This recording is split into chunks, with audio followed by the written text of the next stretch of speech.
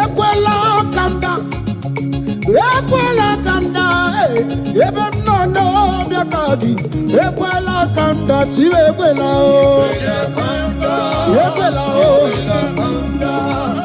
Ebe m nọ n'ọbịa ka gị. Ekwela calm down. Ekwela calm down at this month of December. Ebe m nọ n'ọbịa ka gị o. Ekwela calm down. Chime.